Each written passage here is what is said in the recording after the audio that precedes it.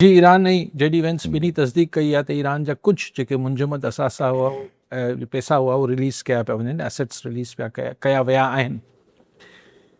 सो deal थी वई। हाणे टेक्निकल खेॾंदा पाण में त भई पोइ न्यूक्लियर एनरिचमेंट हिते थियणु खपे, एसेट्स रिलीज़ थींदा त हुनजी कीअं ट्रांसफ़र थींदी, ऐं टेक्निकल गुफ़्तगू आहे। सो सॼो जेको 6 महीननि खां दुनिया हिकिड़ी परेशान हुई, 5 महीननि खां, उहो पंहिंजे मंतकी अंजाम ते पहुची वई। मुंहिंजे हिसाब सां मंतक इहो चई पे 2-2.5 महीना पहिरीं इहो किसो ख़तमु थी वञणु खपे हा, पर हू हिकिड़ो पर्सनल ट्रंप जो हिकिड़ो जेको ज़बान हुनजी कंट्रोल में नथी अचे, ऐं जेको बहरहाल पोइ ईरान जो रिएक्शन बि हो, लेकिन end of the day logical conclusion हिन सॼे झेड़े जो इहो ई थियणो हो जेको थियो। मंतक इहो ई चए पई, ऐं उहो अॼु ख़ैर सां थी वियो।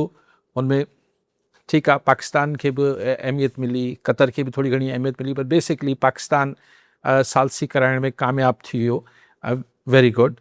ऐं असांजी लीडरशिप खे बि, सिविलियन ऐं मिलिट्री लीडरशिप खे उते हिकिड़ो एक्सपोजर बि मिलियो। ऐं जेडी वेंस तेसि ताईं चयो त आउं पंहिंजी ज़ाल सां अॼुकल्ह घटि ॻाल्हायां थो ऐं फील्ड मार्शल सां वधीक ॻाल्हायां थो। सो हिन हिसाब सां बि ठीकु थी वियो, ऐं मंतकी अंजाम बि इहो हिन ॻाल्हि जो। लेकिन इन खां पोइ वरी इहा ॻाल्हि डिस्कशन जी घुरिजाऊ आहे यासिर, त प्लान छा हो अमेरिका ऐं इज़राइल जो जॾहिं फेबरवरी में हमिलो कयो, एंड ऑफ द फेबरवरी, हा फेबरवरी में जॾहिं हमिलो कयूं त आख़िर रिथाबंदी छा हुई? रिथाबंदी हुन महिल इहा हुई, चाहे हुननि खे CIA जी रिपोर्ट मिली, मुसाद जी मिली, या हुननि जी कंहिंजी असेसमेंट हुई त असीं हमिलो कंदासीं, हुन जी लीडरशिप खे मारे छॾींदासीं ईरानी खे, ऐं अवाम रोडनि ते निकिरी ईंदी ऐं टेक ओवर थी वेंदो। हिकिड़ी अनारकी पखड़बी सॼे ईरान में, ऐं पोइ टेक ओवर थी वेंदो, रिजीम चेंज माण्हू करे छॾींदा। जंहिंखां पोइ हुन तव्हांखे शुरू वारा बयान बि यादि हूंदा, ट्रंप त एतिरो बि एतिराफ़ कयो त असां जेके हथियार मोकिलिया हुआ ईरान में एहतजाज कंदड़नि जी मदद, हथियार ॾिनासीं पे, उहे विच में कुर्त खाई विया। सॼी जेका यानी हिकिड़ी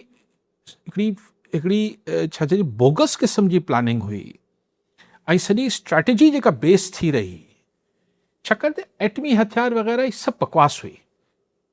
हुनखे ख़बर हुई त ईरान एटम बम नाहे ईरान वटि, ऐं हुननि पोएं भेरे जॾहिं हमिलो ईरान कयो त हुननि हुन जा लैब्स बि ख़तमु, न्यूक्लियर जेके इंस्टॉलेशन्स हुयूं उहो बि तबाह करे छॾियूं हुयूं। उहो सॼी बकवास हुई। एक्चुअली मामिलो इहो ई हो त दे वर काउंटिंग ऑन इट, जेको सॼी कैलकुलेशन हुई त असीं हमिलो कंदासीं, माण्हू रोडनि ते निकिरी ईंदा, पोइ रिजीम चेंज थी वेंदी, ऐं असीं हिते पपेट हुकूमत हिकिड़ी, तव्हांखे यादि, शाह ऑफ ईरान जो बि पुटु बि ॾाढो एक्साइटेड थी वियो त बसि ॼाण आऊं अची वरी बादशाह थींदसि ईरान जो, ऐं इज़राइल ऐं हिननि जो हिकिड़ो पपेट अची हिते वेही रहंदी ईरान में, ईरान जो तेल ऐं गैस बि वठंदासीं, ऐं चाइना खे बि सोड़ो कंदासीं हितां वेही, ऐं इज़राइल जी नज़र में हूंदो त पाकिस्तान खे बि सोड़ो कंदासीं, वरी पोइ ग्रेटर इज़राइल बि जेको टर्की जो हिसो पोइ सॼो वरी असीं टर्की ॾे वेंदासीं, पोइ हीउ थींदो, पोइ हू थींदो। यानी असां टर्की खे ईरान वारे बॉर्डर खां बि सोड़ो कंदासीं, पाकिस्तान खे थ्रू हितां हिन बॉर्डर तां बलूचिस्तान वारे खां सोड़ो कंदासीं। पर ॾिसो ख़्वाहिशूं छा बि हुयूं, पर हेॾा सारा मुल्क, हेॾी सारी हिननि जी इंटेलिजेंस एजेंसीज़ जेके मशहूरु आहिनि दुनिया में, हिननि वटि छा रिपोर्ट्स छा ते ॿधल हुयूं? पोइ अची यानी ॿी हैरत जी ॻाल्हि, तव्हांखे यादि हूंदो, वरी चयूं त अच्छा ट्रूप्स ऑन ग्राउंड मोकिलियूं था, गर्क आइलैंड खे असीं कब्ज़ो करे वठंदासीं। पोइ ट्रूप्स सम्झ न अचे, पोइ चयो अच्छा ट्रूप्स नथा मोकिलियूं, असीं ही कुर्द गोरीलनि खे असीं मोकिलियूं था, उहो बि न थी सघियो। त what was the plan B? America ऐं इज़राइल वटि छा सॼी हुननि हेॾे सारे अरबे डॉलर जी जंग छेड़ी, हिननि वटि छा को प्लान बी न हो? बसि इन ते आसरो त ईरानी अवाम निकिरी ईंदो। ऐं हैरत जी ॻाल्हि आहे त प्लान बी बि न हो, ऐं ग़लति असेसमेंट हुई सॼी शइ जी। कुर्द अची वेंदा, फलां, यानी हिकिड़ी विफलन पिया, and end of the day यानी कमाल असेसमेंट हुई त हिननि छा इहो अंदाज़ो ई न कयो त ईरान जेको आहे उहो स्टेट ऑफ हॉर्मोज़ बंदि करे छॾींदो। मतिलबु हीअ त बिल्कुलु ईअं आहे त जीअं असां वटि बराड़ी में चवंदा आहिनि आउं फलाणी ज़ात जो आहियां फ़िलहालु त हमिलो कर फ़िलहालु त माण्हू मारे छॾ, हू बि रिथाबंदी कंदा आहिनि त मारींदासीं त हू केतिरो मारींदा, छा थींदो।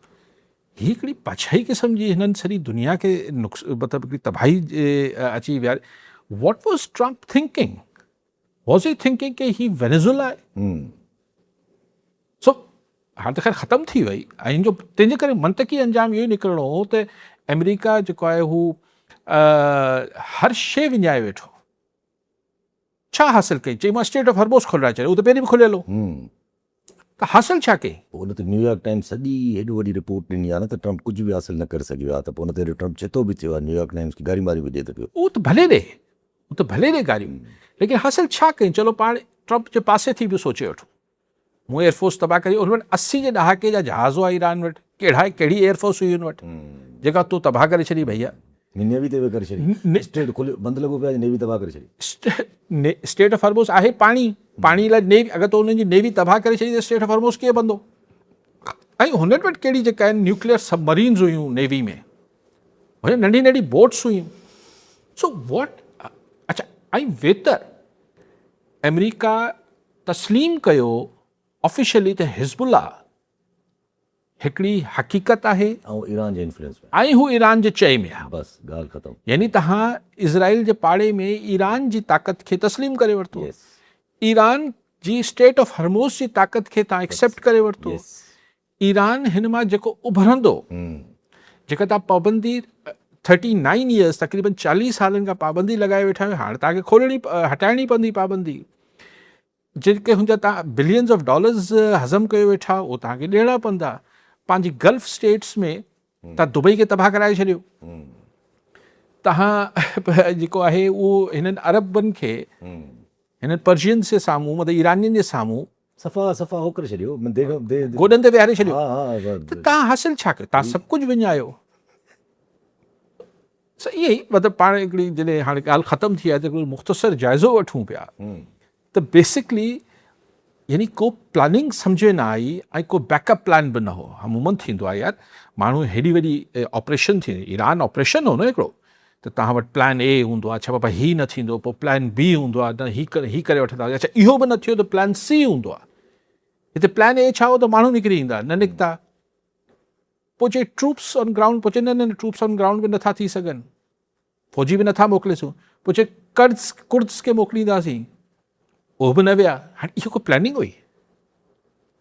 हिकिड़े हेॾो वॾो सुपर पावर आहे, पोइ ज़ाहिर पोइ इवेंचुअली हासिल बि त पोइ अहिड़ियूं शयूं थिए असांखे में अची। पर सभु हिकिड़ो त हाणे ज़ाहिर हिन वक़्तु जेका सिचुएशन आहे, हाणे काफ़ी माण्हू जेके इवन अमेरिकन एनालिस्ट उहे इहे ॻाल्हियूं करणु लॻा आहिनि त भई हाणे अमेरिका वटि सोल्यूशन बि इहा ई आहे त हाणे उहो ईरान खे जेतिरो ज़्यादा फेवरेबल सिचुएशन क्रिएट करे सघे करे ताकी हिकिड़ी हिन खिते में अमेरिका जी का प्रेज़ेंस बचाव करे वञे। ॾिसो, ईरानियुनि जो मौक़ुफ़ ही जेको हिननि सां गॾु न वेठा, न तस्वीरूं कढायूं, ईरान हिननि खे पंहिंजी जेका हिकिड़ी पंहिंजी एरोगेंस बि ॾेखारे पियो ऐं चए पियो जेको असांजी 168 ॿारड़ियूं मारे छॾियूं अथनि कातलनि सां, इहे असां मां उमेदु न कनि त असां हिननि खे माफ़ु करे छॾींदासीं, असीं को ठाह पिया कयूं। सो एतिरो सवलो न हूंदो ईरान खे रिझाइणु, ईरान खे हा रिजीम चेंज थी वई हुजे या कुझु हुजे त ॿी ॻाल्हि, हिन वक़्तु लेकिन जेको ईरान लाइ हाणे चैलेंज पैदा थींदो, हीअ त सभु ॻाल्हियूं हींअर ताईं त सभु कुझु ईरान जे फेवर में आहे। ईरान में जीअं पैसो ईंदो ऐं हींअर हुननि जे पासदारान जेके हुननि जी मिलिट्री आहे बेसिकली, हिन वटि हुनजी बि जेका एरोगेंस ऐं हिकिड़ी जेका छा चइजे उहो वधंदो, असां हीरोज़ आहियूं। पर हिकिड़ो वॾो हिन में मसइलो, हिकु सुवाल जो वॾो मसइलो हिकिड़ो ॾिसी सघिजे थो हिनखे असांजे पंहिंजे खिते में। अगरि अहिड़ो मुल्क जीअं ईरानी रिजीम आहे, ईरानी regime is connected to the proxies of the Hezbollahs and the Houthis, अगरि मञी वञे थो पियो, अमरीका हुनखे अञा रंधु हथी बि ॾिए थो पियो, अगरि ज़रा अमेरिका अगरि हुनखे रिझाइण लाइ करण लाइ हथी बि ॾिए थो, त भई हीउ जेको रिजीम आहे, इहो रिजीम थोरो हेॾे होॾे खशट न करणु शुरू करे छॾींदो। घणा माण्हू इहो बि अज़्यूम कनि था पिया। ऐं नथो सम्झां, छाकाणि त ही को ठीकु आहे हिकिड़ा रिलीजियस आइडियोलॉजी सां ॿधल आहिनि, पर ही को मुला उमर या तालिबान न आहे, वॾा एक्सपीरियंस्ड रिजीम आई आहे। सऊदी कयो आहे माज़ी में पंहिंजी हिकिड़ी सोच ऐं इहो सभु कुझु। न उहो हिकिड़ी ॿी सिचुएशन हुई, उहो बि ईरान खे काउंटर करण लाइ हुई। उहा हिकिड़ी अलॻि बहस, पाण मज़हब खे विच में नथा आणियूं ऐं मसलकनि खे हिन खे, लेकिन हिते जेका ॻाल्हि आहे त हू पंहिंजे माण्हुनि लाइ वधीक हिकिड़े, जॾहिं माण्हू वधीक ताक़तवर बि थींदो आहे ऐं वधीक हुनखे हिकिड़ी, त पोइ हू ऐं थोरी सवाई सख़्ती न करे विझनि ईरान में पंहिंजे माण्हुनि सां।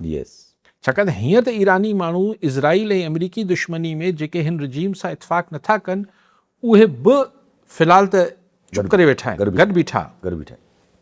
लेकिन हाणे जॾहिं दुश्मन ख़तमु थींदो त पोइ अगरि हिननि वरी सख़्तियूं कयूं ऐं माण्हुनि खे थोरी लिबर्टी न ॾिनी ऐं इंसानी हक़नि जी भंजड़ियूं ख़तमु न थियूं ऐं पैसो बि आयो ईरान में, माण्हू अमूमन जॾहिं पेट थोरो भरियल हूंदो आहे त, ऐं पोइ हिन में CIA मुसाद, स्पेशली मुसाद कमु कंदी त 6 महीना, साल, 2 सालनि खां पोइ न कुझु अंदरां वरी शोरश पैदा थिए, जेको कमु हिननि जा जहाज़ न करे सघिया।